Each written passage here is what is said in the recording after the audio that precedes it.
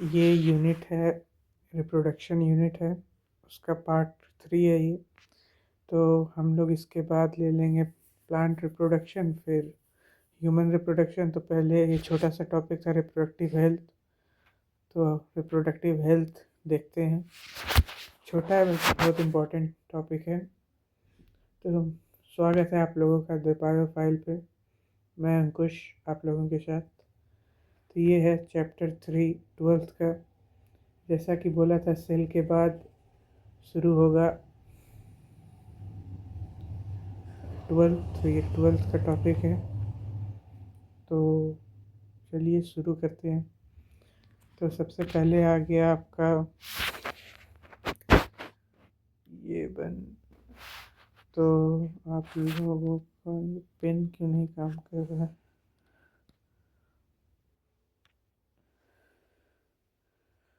अच्छा, इसके लिए ये स्लाइड पे काम नहीं करेगा। ये स्लाइड, हाँ आ गया आ गया। चलिए, तो फिर ये आप लोगों का चैप्टर है रिप्रोडक्टिव हेल्थ। तो रिप्रोडक्टिव हेल्थ ऐसे तो सिंपली मीन करता है कि हेल्दी रिप्रोडक्टिव ऑर्गन हो with normal function. Healthy reproductive organ हो विथ नॉर्मल फंक्शन हो और इमोशनल हो और social aspect, plus social aspect of reproduction, emotional और सोशल। और इन ब्रॉडर पर्सपेक्टिव में सोशल और इमोशनल रिस्पेक्ट को भी इंक्लूड करते हैं।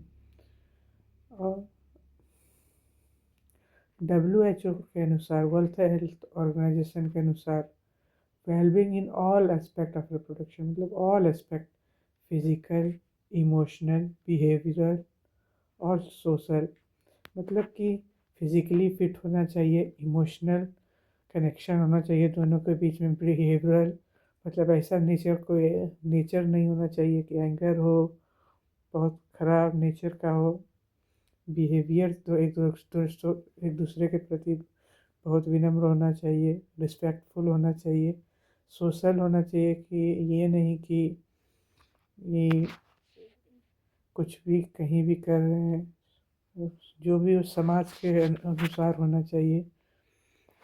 और वो आदमी सोशली कनेक्टेड होना चाहिए सबसे, सबके प्रति विनम्र व्यवहार होना चाहिए।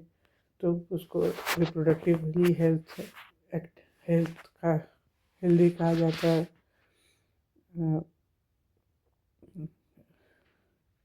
तो फिर इसमें 3.1 में है reproductive health problem and strategy. कौन कौन सा प्रॉब्लम आता है, उसका स्ट्रेटजी क्या है।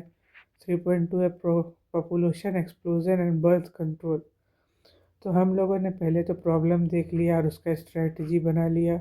तो उससे हुआ क्या क्या, पॉपुलेशन का एक्सप्लोजन हो गया, मतलब कि बहुत ज़्यादा पॉपुलेशन हो गया।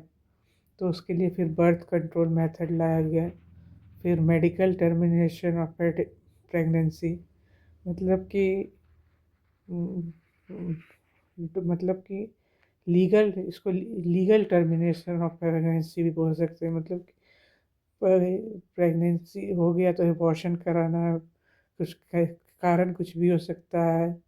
अनवांटेड अनवांटेड प्रेगनेंसी हो गया, या फिर कुछ अनवांटेड घटना घट गई, उसके कारण से अबॉर्शन कराना पड़ सकता है। तो उस समय टर्मिनेशन होता है प्रेगनेंसी का। फिर सेक्सुअल ट्रांसमिटेड डिजीज़, तो एस टी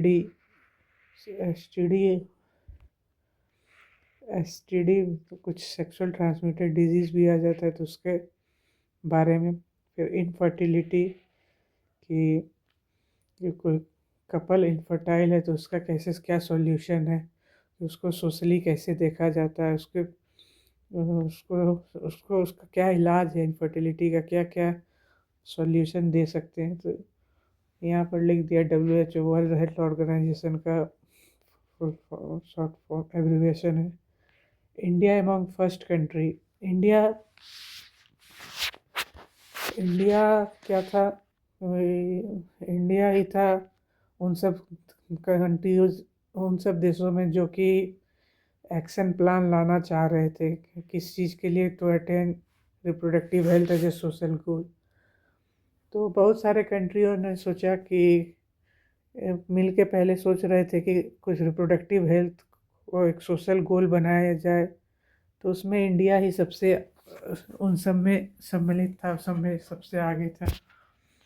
तो फिर तो फैमिली प्लानिंग लाया गया इंडिया में कब, 1951 में। तो ये था, तो यही तो चलिए देखते हैं क्या लिखा हुआ है।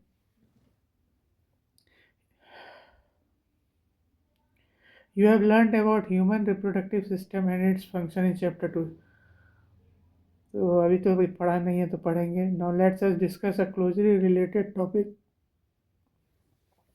तो closely related topic देखते हैं, reproductive health.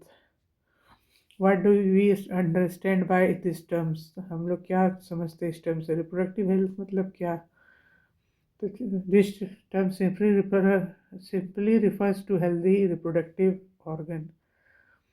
ये टर्म सिंपली क्या रिफर करता है? Healthy reproductive organ with normal function. However, it has a broader perspective and includes the emotional and social aspect. तो यहाँ लिख भी दिया है, in broader perspective includes social and emotional aspect. However, it has a broader, according to World Health Organization, reproductive health means a total well-being in all aspects of reproduction. According to World Health Organization, reproductive health means a total well-being in all aspect of reproduction. तो WHO यही कहा, क्या क्या क्या क्या था? Physical था, emotional था, बिहेवियरल था और सोशल था। तो therefore a society having physically and functionally normal reproductive organ and normal emotional and behavioral interaction among them is all sex related aspect with might be reproductively healthy. तो यही था कि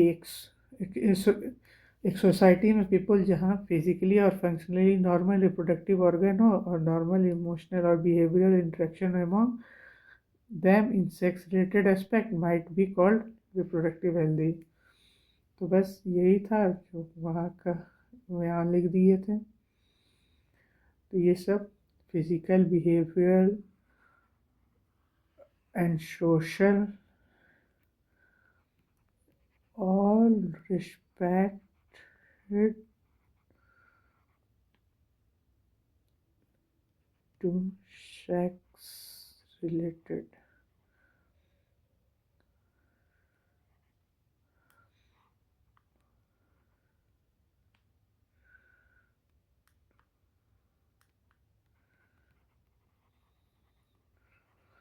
ठीक है।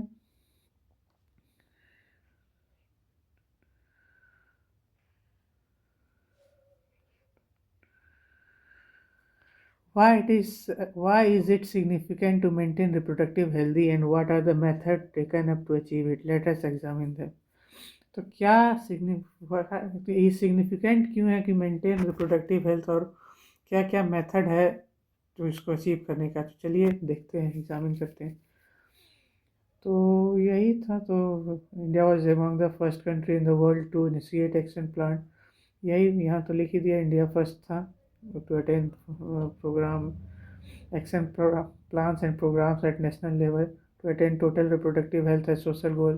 This program called family planning were initiated in 1951 में। तो यहाँ 1951 में हुआ था। when were periodically assessed over the past decade। मतलब हर डिकेड में उसका एग्जामिन किया गया और उसको आगे बढ़ाया गया। Improved programme covering wider reproductive related areas are currently in operation under the popular name RCH, reproductive and child health care. तो reproductive and child health care क्या है? कवर्स करता है wider reproduction related area, RCH का abbreviation है creating awareness. Awareness create करता है। काम क्या है इसका प्रोग्राम का? तो अवेयरनेस क्रिएट करना, प्रोवाइड करना क्या, facility and support, making reproductively healthy society. तो ये काम था RCH का, reproductive and child health care programme. Reproductive related areas are currently in operation under the popular name reproductive and child health care programmes, creating awareness among people about various reproduction related aspects and providing facility and support for building up a reproductively healthy society are the major tasks under these programs। तो क्या है? तो reproductive child health care programme है जो कि awareness, जैसा कि पता है, अवेयरनेस क्रिएट करता है पीपल के अराउंड में about various reproduction related aspect। Awareness किसके तो रिगार्डिंग रिलेटेड टू रिप्रोडक्शन। तो क्रिएटिंग अवेयरनेस किसके लिए? तो किसके लिए, क्या चीज़ के लिए? तो रिप्रोडक्शन रिलेटेड एस्पेक्ट के लिए में, and providing facility and support for building up reproductive healthy society are the major task under this programme. तो अवेयरनेस, तो ये तो क्लियर है कि रिप्रोडक्टिव चाइल्ड हेल्थ केयर नाम है, तो किसके लिए? तो बच्चे के हेल्थ के लिए, बच्चे मैटरनल केयर के लिए, चाइल्ड केयर के लिए अवेयर करने के लिए पीपल को। With the help of audio, visual and print media, government and non-government agency has taken care various steps to create awareness among people about reproduction related aspect। तो इसमें क्या लिखा होगा? यही कि गवर्नमेंट्स और प्रिंट मीडिया सबसे की मदद से, एजेंसी की मदद से बहुत ज़्यादा स्टेप्स लिया है, बहुत ज़्यादा अवेयरनेस करने का कोशिश किया गवर्नमेंट ने। Parents, other close relative, teachers and friends also has a major role in dissemination of the information. तो इस इंफॉर्मेशन का डिसमिनेशन का ट्रांसफ़र, इन सब इंफॉर्मेशन का शेयर करने का जरिया क्या होना चाहिए? फ्रेंड, रिलेटिव, सबको बताना चाहिए कि क्या क्या सही है, क्या गलत है, क्या र्यूमर फैल रहा है सराउंडिंग में, वो क्या गलत है। तो ये सब फ्रेंड्स और सबका, टीचर का, रिलेटिव का, क्लोज रिलेटिव का, टीचर का, फ्रेंड का मेजर रोल है इस सब में।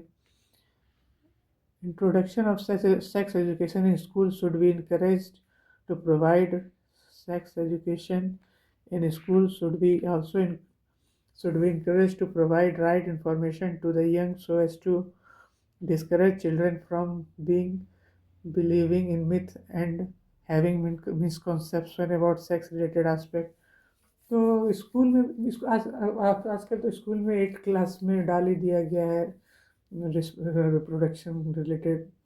तो टीचर लोगों को अच्छे से बच्चों को बताना चाहिए कि क्या क्या मिथ सोसाइटी में चल रहा है, क्या गलत है, क्या सही है, कैसे क्या क्या सही है, और कैसे सही सही इंफॉर्मेशन पास आउट करना चाहिए स्टूडेंट्स के बीच। Proper information about reproduction of organ, adolescence and related changes, safe and hygienic practice। तो क्या क्या इंफॉर्मेशन है? प्रॉपर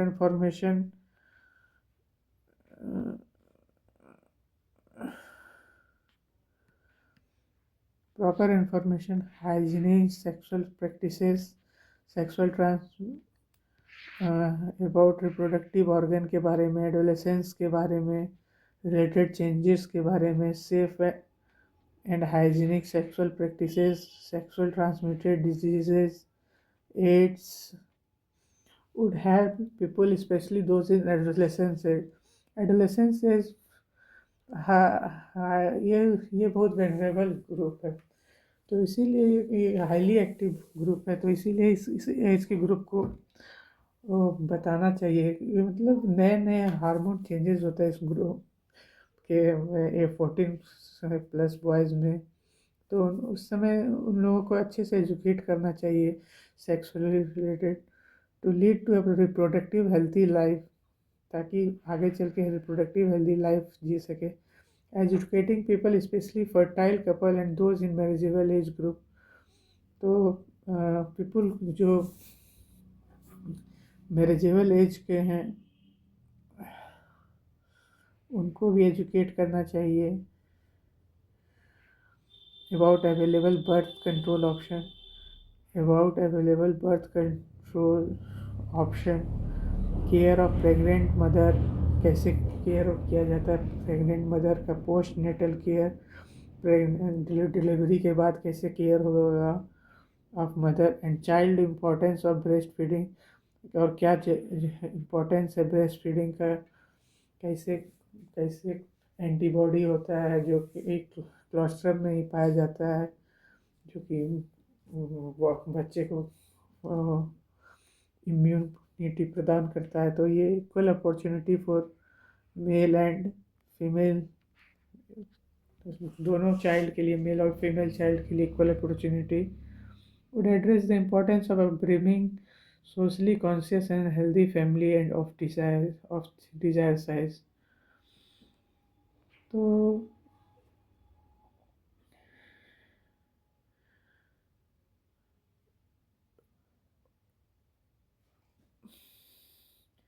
तो ये सब को इम्पोर्टेंस देने के बाद ब्रिंग करेगा socially conscious healthy family of desire size का। Awareness of people due to uncontrolled population growth, social evil like sex abuse and sex related crime need to be created to enable people to think and take up necessary effect to prevent them and thereby build up a socially responsible and healthy society। तो इन सब evil कामों जैसे sex abuse, sex related crime और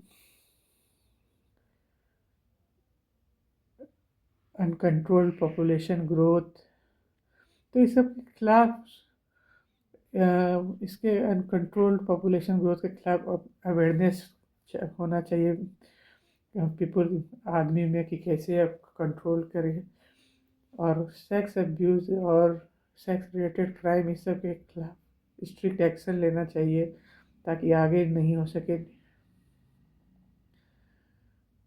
इन सबको prevent करने के लिए necessary action लेना चाहिए ताकि सोशली रिस्पॉन्सिबल और हेल्दी सोसाइटी बन सके।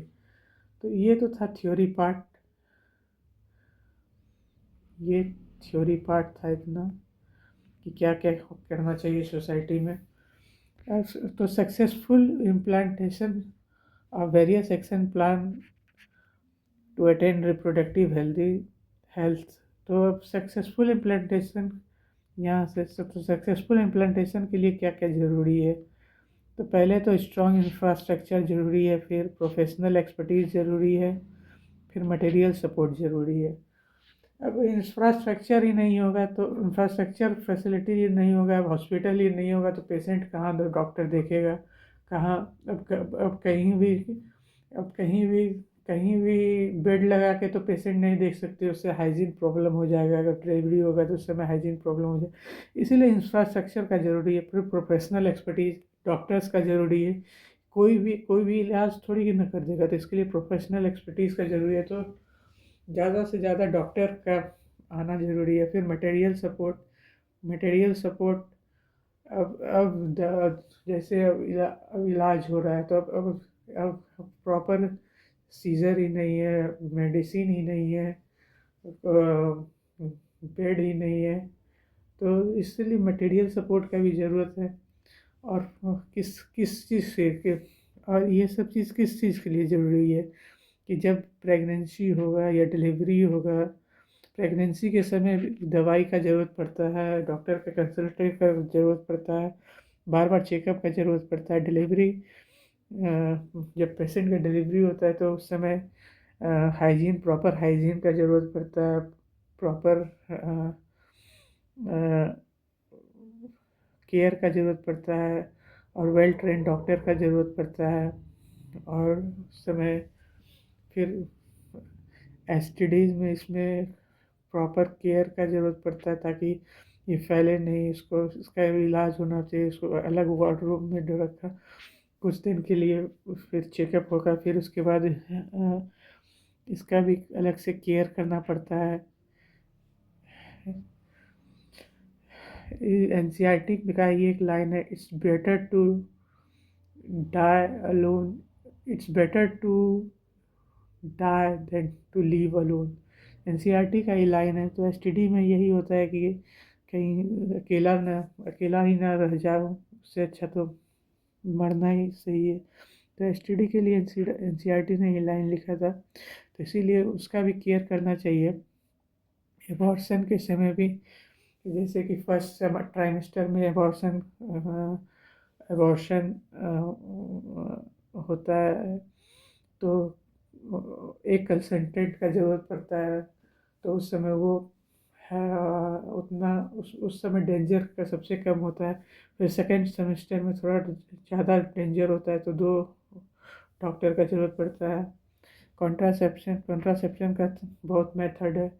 एक तो नेचुरल मेथड हो गया, फिर इम्प्लांट हो गया, फिर सर्विकल कैप, आपका डायफ्राम हो गया, वॉल्ट हो गया, आपका सर्जिकल मेथड हो गया। ये तो टर्मिनल हो गया, ये इसके रिटर्न नहीं है। और आपका पिल हो गया, बहुत से मेथड हैं। तो आगे आप जाके देखिएगा। चलिए दिखा भी देता हूँ टाइप्स ऑफ। तो ये 6 हैं। नेचुरल हो गया, ट्रेडिशनल, फिर बैरियर, फिर आयोडेज, फिर औरल कंट्रासेप्शन। तो इसमें पिल हो गया, इंजेक्टेबल इम्प्लांट्स हो गया, सर्जिकल मेथड्स, इसमें तो कट लगता है मेन में वास्ट डिफरेंस पे, और फीमेल में ट्यूबेक्टोमी, मेल में vasectomy, male vasectomy, female tubectomy. Natural में आ गया आपका पीरियोडिक असिस्टेंस, विड्रॉल और कॉइटस इंटरप्शन, लैक्टेशनल एमेनोरिया, फिर बैरियर मेथड आ गया आपका। तो आइए पहले, उससे पहले यहाँ ये हो गया। अब इसमें है, यहाँ तक हो गया है अपना। Require more efficient care, statutory ban on amniocentesis, amniocentesis. तो क्या है एमनियोसेंटेसिस?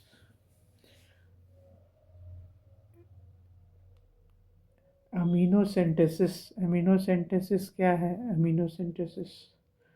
ये थोड़ा यहाँ लगता मिसप्लेस हो गया है। अमीनोसेंटेसिस क्या है? तो अमीनोसेंटेसिस में क्या करते हैं, कुछ जैसे कि ये डेवलपिंग फीटस है, तो ये उसका सेल है। तो कुछ सेल उसको निकाल लेते हैं बाहर इंजेक्शन के थ्रू, और फिर उसके बाद उसको फीटल सेल का फीटल सेल और डिजॉल्व सब्सटेंस निकाल लेते हैं, और फिर उसका एग्जामिन करते हैं। तो लीगली तो इसका डिजीज़ देखने के लिए करते हैं हम लोग, कि कोई डिजीज़ तो नहीं है बच्चे में। यहाँ लिख दिया था डिसेमिनेशन मीन्स स्प्रेडिंग बीमारी, यहाँ पर एक वर्ड था, तो स्प्रेडिंग समथिंग तो ये तो ये तो अमीनो सिंथेसिस, डेवलपिंग एम्ब्रियो, अमी amniotic amniotic fluid to take out amniotic fluid, उसको डेवलपिंग एम्ब्रियो एमनियोसेंटेसिस कर रहे हैं। क्या हुआ फिर? तो डेवलपिंग एम्ब्रियो से फ्लूइड निकाला, फ्लूइड और सब डिजॉल्व सब्सटेंस, फिर फीटल सेल और डिजॉल्व सब्सटेंस। तो इससे क्या करते हैं? तो एक तो पहले लीगली तो इसके लिए डाउन सिंड्रोम, हेमिनोफीलिया, सिकल सेल और डिटरमाइन सर्वाइबिलिटी ऑफ फीटस का सर्वाइबिलिटी देखते हैं। लेकिन ये बैन हो गया सेक्स, ये क्या है, बैन कर दिया गया है सेक्स डिटर्मिनेशन के लिए। तो क्या किया, कुछ लोग जो फीमेल चाइल्ड नहीं चाहते थे वो लोग क्या करते थे, तो इसी का यही एमिनो सिंथेसिस का यूज़ करके फीटल सेल, इलीगल डॉक्टर लोग इन्वॉल्व रहते थे इसमें, या फिर कुछ नर्सेस डॉक्टर, तो ज़्यादा तो उन लोगों को बैन कर दिया गया है और उन लोगों का लाइसेंस भी कैंसिल कर दिया गया है। जो भी अब तो इलीगल है, तो जो लोग इन्वॉल्व रहते थे उन लोगों का कैंसिल कर दिया जाता था। तो फीटल अगर चाइल्ड, इससे सेक्स डिटर्मिनेशन हो जाता, अगर चाइल्ड फीमेल है तो फिर उस समय उसी समय अबॉर्शन कर दिया जाता था।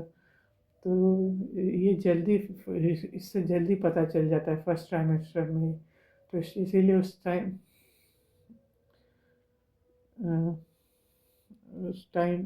तो डेंजर नहीं होता है, तो इसीलिए उस टाइम कर दिया जाता था।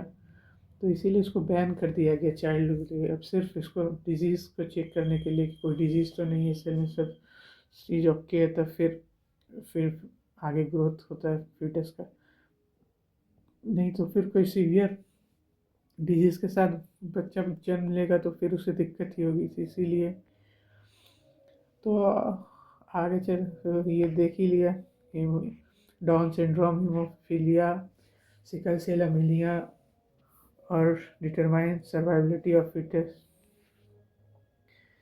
तो फिर और अपना इसको निपटाएं, ये research on various reproduction-related areas are encouraged and supported by government and non-governmental agencies to find out new method or to improve upon.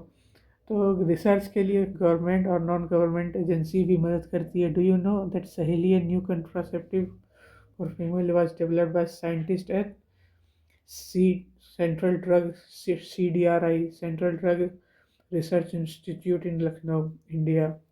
तो CDRI में कौन सा पिल डेवलप हुआ, तो रिप्रोडक्टिव पिल डेवलप हुआ। इसका खासियत क्या है? तो इसको वीक में वो एक ही बार लेना पड़ता है। तो क्या नाम है? सहेली। और बाकी पिल जो भी मार्केट में था उसको डेली लेना पड़ता था 21 डेज़ के लिए, अगर आपको कंट्रासेप्शन करना है तो। पर ये पिल वन टाइम लेना पड़ता है वीक में। तो better awareness about sex-related matter, increased number of medically assisted deliveries, and better postnatal care, leading to decreased maternal and infant mortality rate, increased number of couples with small families, better detection and cure of sexual transmitted disease, and overall increased medical facility for all sex-related problems. तो better sex related matter क्या हुआ? Increase किया number of medical assist delivery को। तो better awareness about sex related matter क्या हुआ? Better awareness sex increase number of medically assist delivery. तो medically assist delivery का नंबर बढ़ गया। और पोस्ट नेटल केयर, मतलब जन्म के बाद का जो केयर हुआ, जिसके